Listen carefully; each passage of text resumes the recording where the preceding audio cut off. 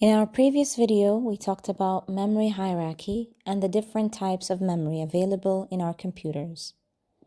We've mentioned that RAM deals with storing all the files, programs, or media that you're currently using.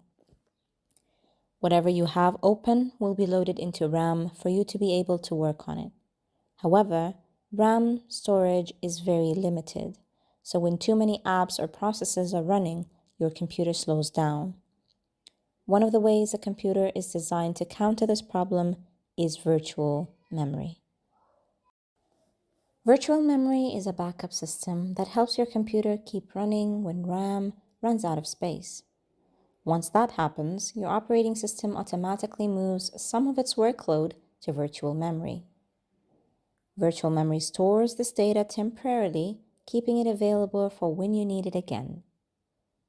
When you switch back to a stored app, the system retrieves its data from virtual memory and loads it back into RAM. This process extends your computer's ability to multitask beyond the limits of physical RAM. But since accessing virtual memory is slower, frequent switching between stored apps can cause delays. To manage virtual memory efficiently, your system doesn't just randomly move data. It uses two key techniques, paging and segmentation, to decide how information is stored and retrieved. To explain both techniques, we will use the same example and demonstrate how the system handles it depending on the technique.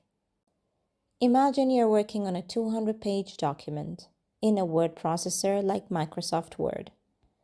This document is too large to fit into RAM all at once, so your computer has to move parts of it into virtual memory. But how does it decide what gets stored and where? That depends on whether it uses paging or segmentation. In paging, your document is divided into equal-sized chunks called pages. Think of it like splitting your document into uniform 4-page sections. Even if one page only contains a single word, it still takes up a full page of memory. When you open the document, the system loads some pages into RAM while keeping others in virtual memory.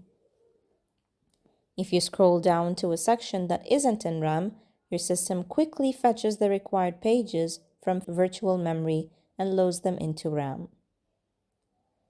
Pages are mapped to frames in physical memory, meaning the data is stored in whatever free slots are available, even if they're scattered across different parts of memory. Now, let's look at the same document, but using segmentation instead of paging. Instead of dividing the document into equal-sized blocks like paging, segmentation splits it based on its meaningful sections. So that 200-page document is going to be split into title and introduction together, chapter 1 separate, chapter 2 separate, and so on. The images and formatting data are stored separately. Each segment is a different size based on its content, rather than a fixed number of pages. When you scroll to a different section, your system only loads the necessary segment into RAM, rather than fetching uniform chunks like paging. This makes segmentation more efficient for handling structured data because related content stays together in memory. However, fragmentation can become a problem. If RAM doesn't have a large enough continuous free space for a segment, loading might take longer. Both paging and segmentation help manage virtual memory efficiently.